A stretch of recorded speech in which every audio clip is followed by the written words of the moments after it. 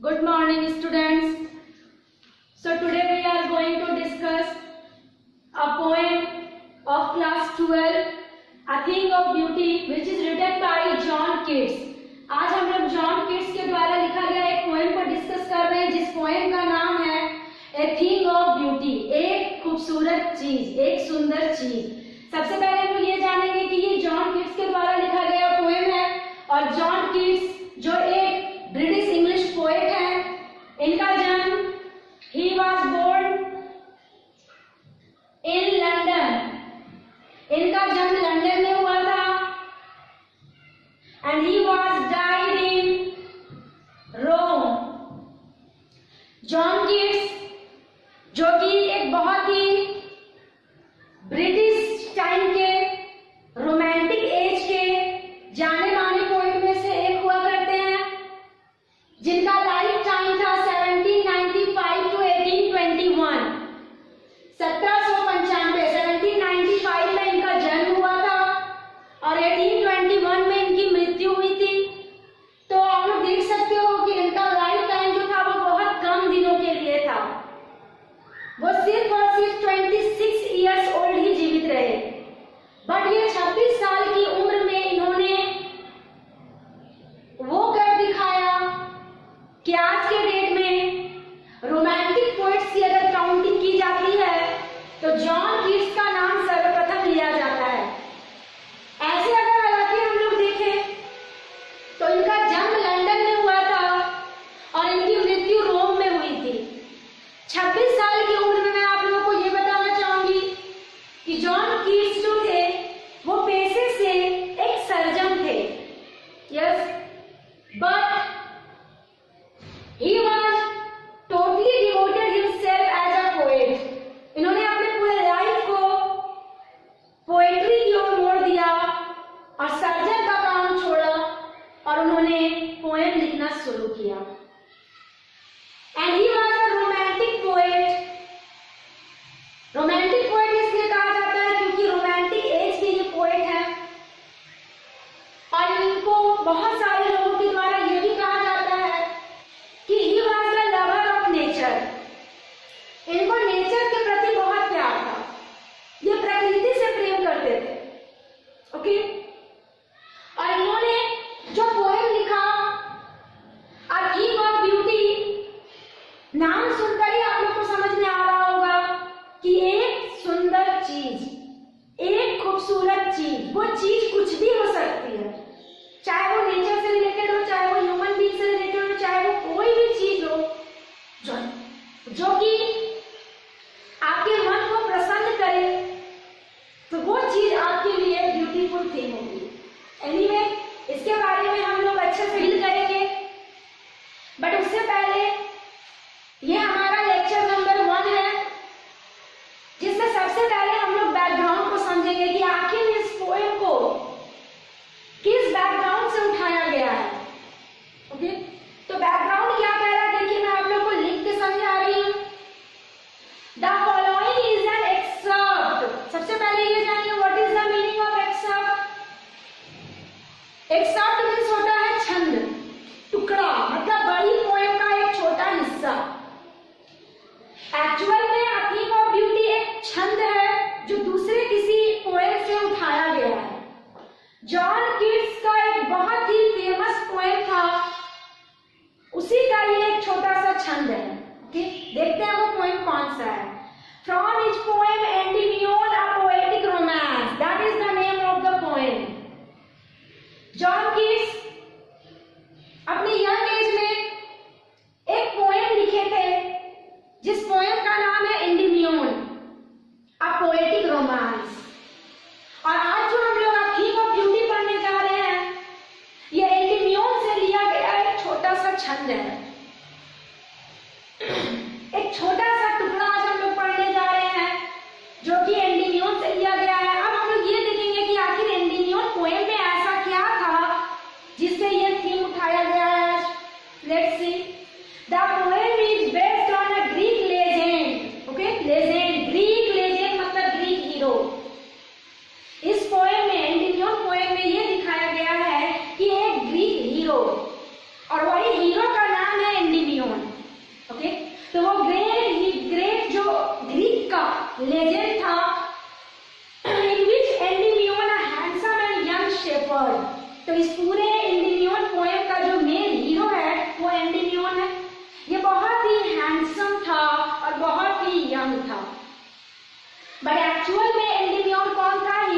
Shepherd, वह एक गड़ेरिया था, जानवरों को चराने का काम करता था, गड़ेरिया का काम करता था। Who lived in Mount Latmus,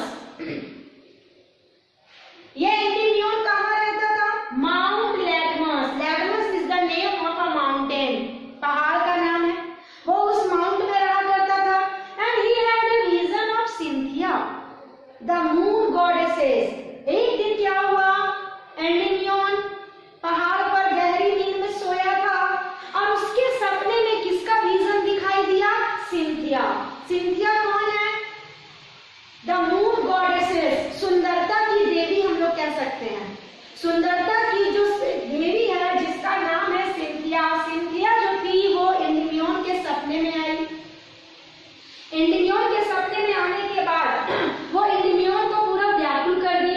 एंटीनियन जब सपने में इतनी खूबसूरत गॉडेसेस को देखा, सुंदरता की ब्यूटीफुल देवी को देखा, then the young shepherd resolve, तो उस शेफर्ड ने, उस गड़ेरिया ने उसी वक्त क्या किया?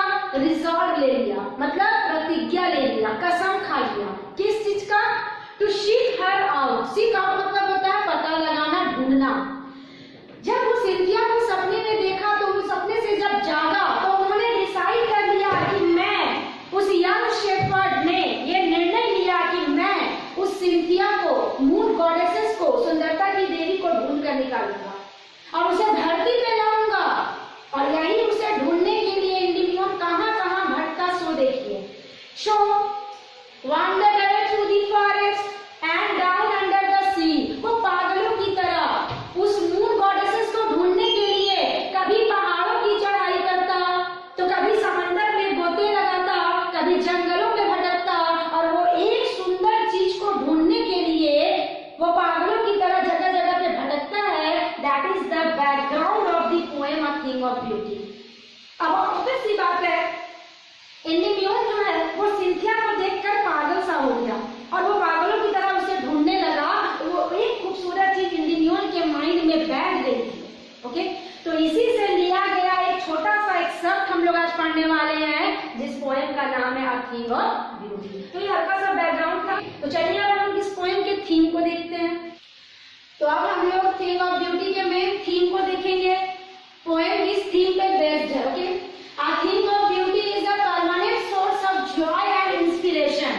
क्या कह रहा है कि एक खूबसूरत चीज वो खुशी और इंस्पिरेशन होती है जो कि कभी खत्म नहीं होती है। एक खूबसूरत चीज कभी ना मिटने वाली खुशी और प्रेरणा का मेन सोर्स होता है, मेन स्रोत होता है। जैसे एक खूबसूरत चीज, चाहे वो कोई भी चीज हो, नेचर से रिलेटेड हो, चाहे वो ह्यूमन बीइंग से रिलेटेड हो, चाहे वो किसी भी चीज से रिलेटेड हो, हम लोग जब उस चीज को देखते हैं तो उसकी खूबसूरती भले हमें दिखाई तो देती है, बट कुछ क्षण बाद उसकी खूबसूरती फेड हो जाती है। बट उस खूबसूरत चीज का जो इम्प्रेशन हमारे माइंड में आ जाता है वो कभी खत्म नहीं होता है, कभी फेड नहीं होता है। वो जैसे जैसे समय बीतते हैं उसकी खूबसूरती में और निखार आने लगता है। It means it is a permanent source of Joy. ये जब जब हम लोग उस खूबसूरत चीज, खूबसूरत पल, खूबसूरत दिन के बारे में याद करेंगे तो हम लोग को जॉय मिलेगा, खुशी मिलेगा। वो खूबसूरत, मान लीजिए एक रोज, गुलाब का फूल जब खिलता है तो वो बहुत खूबसूरत दिखता है, राइट। बट ये मतलब एक कड़वा सच है कि शाम होते होते वो गुलाब की खूबसूरती ढल जाएगी, वो मुरझा जाएगी, राइट। बट उसका जो इम्प्रेशन हमारे माइंड में बैठ गया है वो कभी नहीं मुरझाएगी। कभी भी इन द फ्यूचर आप उस गुलाब के फूल को याद करोगे तो वो हमेशा खूबसूरत ही दिखेगा। तो जो खूबसूरत चीज का इम्प्रेशन हमारे माइंड में पड़ जाता है वो परमानेंटली फिक्स हो जाता है, और वो जैसे जैसे समय बीतते हैं वो हमारे लिए प्रेरणा का और खुशी का मेन सोर्स होता है, वो एक खूबसूरत चीज। अब हम लोग इसके आगे सेंट्रल आइडिया को देखेंगे इस पोएम का। स्टूडेंट्स, तो अब हम लोग इस पोएम के सेंट्रल आइडिया को देखेंगे। सेंट्रल आइडिया क्या कह रहा है, देखिए। Beauty is a heavenly tonic और drink that is an endless fountain of nectar. What is the meaning of nectar? Nectar का मतलब होता है अमृत। क्या कह रहा है कि एक खूबसूरत चीज जो होती है वो उस अमृत के समान होती है जो कि एकदम एंडलेस फाउंटेन है। एंडलेस मतलब होता है वो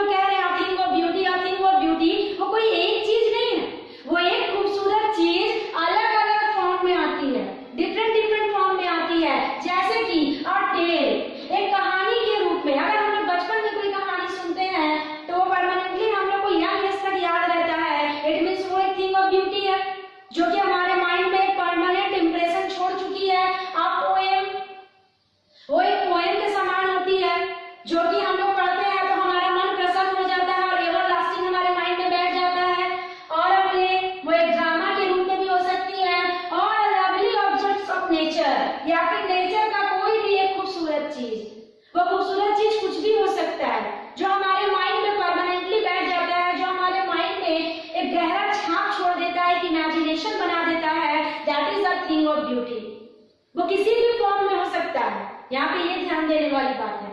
It soothes our spirit and gives us good health, sound sleep and mental peace। क्या कह रहा है कि वो खूबसूरत चीज हम कैसे मानेंगे कि ये खूबसूरत चीज हमारे लिए खूबसूरत है?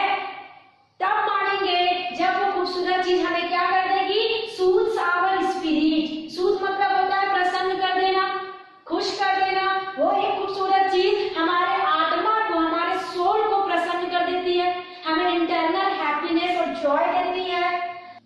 And gives us good health, और हमें अच्छा स्वास्थ्य प्रदान करती है, हमें अच्छा हेल्थ महसूस होता है। साउंड स्लीप, वो खूबसूरत चीज को अगर हम याद करते हैं, फील करते हैं तो हमें अच्छी नींद आती है। एंड मेंटल पीस, और हमें मानसिक शांति मिलती है।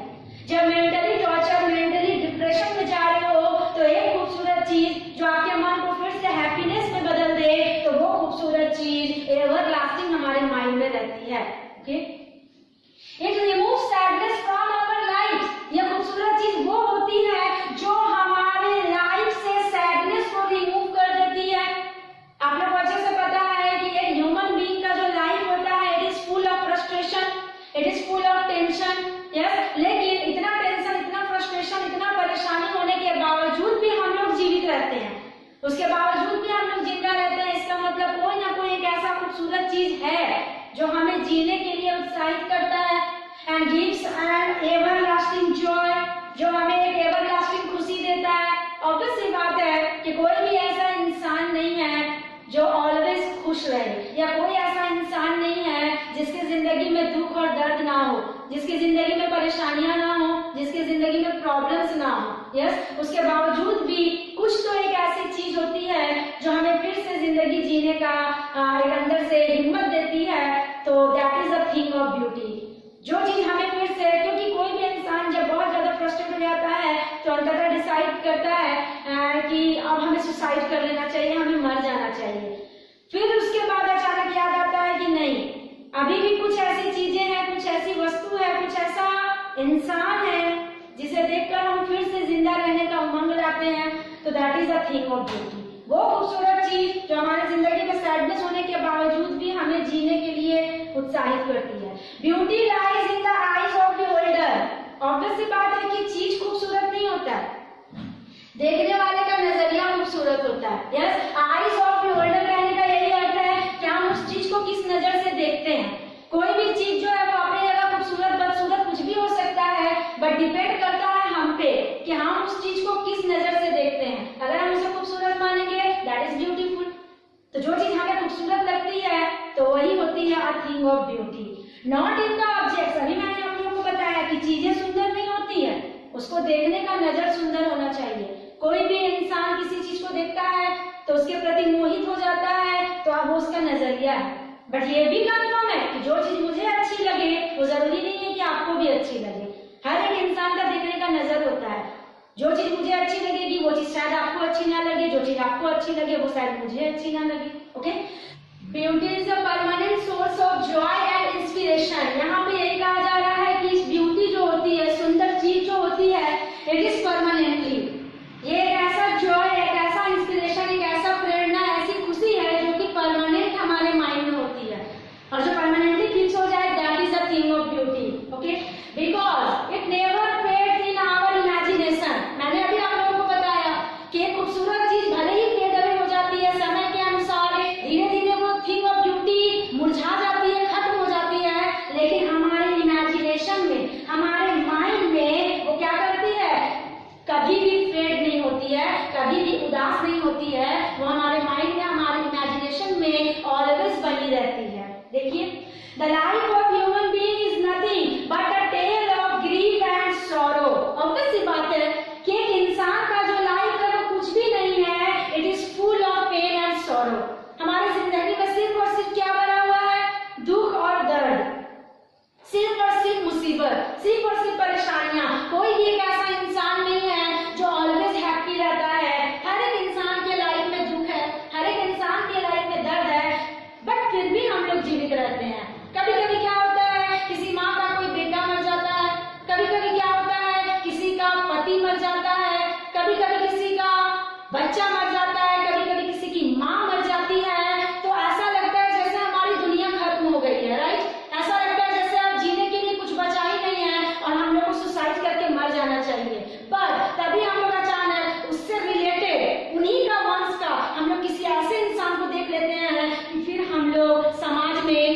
सीख जाते हैं। क्योंकि मैंने अभी आप लोगों को बताया था कि हर एक इंसान के लिए खूबसूरत चीज जरूरी नहीं है कि जो मुझे पसंद हो वो सबको पसंद हो। किसी को लहरों को देखना पसंद आता है, तो किसी को बहुत सुंदर चांदनी रात अच्छी लगती है, किसी को गुलाब का फूल पसंद आता है, तो किसी को अपनी माँ के मुंह से सुनी हुई कहानियां अच्छी लगती है। यस, तो वो खूबसूरत चीज कुछ भी हो सकता है, और वही चीजें हैं जो इतना दुख और दर्द होने के बावजूद भी हमें जीना सिखाती है। A thing of beauty makes human being loves life despite all sufferings and pain। क्या कह रहा है? इतने सारे सफरिंग, इतने सारे पेन, मतलब इतने सारे दुख और इतने सारे दर्द होने के बावजूद भी ह्यूमन बीइंग जिंदगी से प्यार करता है। तो वो जिंदगी से प्यार करना कौन सिखाता है? That is a thing of beauty. इतना दुख, इतना दर्द, इतना पीड़ा, इतना कष्ट होने के बावजूद भी एक इंसान अपनी जिंदगी से प्यार करता है और फिर से जिंदगी को जीना सीखता है। तो वो जो एक चीज है जो हमें फिर से जीने के लिए उत्साहित करती है, that is a thing of beauty.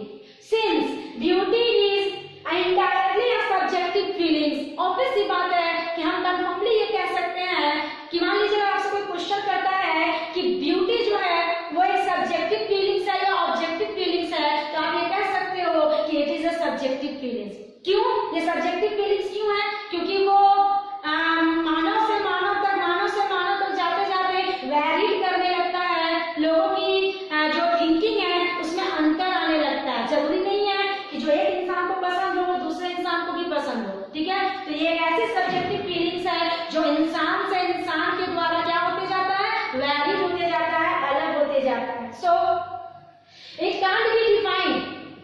हम लोग इसलिए मतलब अगर हम बात करते हैं थिंग ऑफ ब्यूटी को या फिर अंदर के फीलिंग्स को, तो उसको क्लियरली डिफाइन नहीं किया जा सकता है। इसलिए नहीं किया जा सकता है क्योंकि एक खूबसूरत चीज सबके लिए अलग अलग होती है, और वो खूबसूरत चीज जिसको देखकर आपका मन खुश हो जाए, जिसको देखकर आपको जिंदगी जीने की लालसा पैदा हो जाए, that is a thing of beauty. चाहे वो कोई इंसान हो, चाहे वो कोई नेचुरल ऑब्जेक्ट हो, चाहे वो कोई भी चीज हो, उस चीज को देखकर अगर हम जीना सीखते हैं, उस चीज को देखकर हमारे चेहरे पे मुस्कान आती है, हम खुश होते हैं, तो that is a thing of beauty. Okay, so the poet says the thing of beauty is Joy forever. देखिएगा आप लोग, पोएट अपने पोएम में सबसे पहला लाइन यही कह रहे हैं कि a thing of beauty is joy forever। एक खूबसूरत चीज हमेशा आनंददायक होती है, वो हमेशा हमें खुशी देती है, not for a single moment. वो एक पल के लिए क्षण भर की खुशी नहीं देती है, वो परमानेंट हम लोग को हैप्पीनेस देती है। That is a thing of beauty and that comes from heaven. और ये भी कहते हैं पोएट कि ये खूबसूरत चीज सीधा कहाँ से आती है? Comes from the heaven. ये सीधा स्वर्ग से हमारे ऊपर आती है और हमें जिंदगी जीने की उम्मीद पैदा करती है। तो ये था हमारा सेंट्रल आइडिया स्टूडेंट्स कि एक खूबसूरत चीज हमारे लिए कितनी इंपॉर्टेंट होती है। ओके, एक बार आप लोग इसको डाउन करके आप लोग बढ़िया से इसको पढ़िए, और फिर हम लोग नेक्स्ट वीडियो में लाइन बाय लाइन पोएम को एक्सप्लेन करेंगे। ओके, तो तब फिर से हम लोग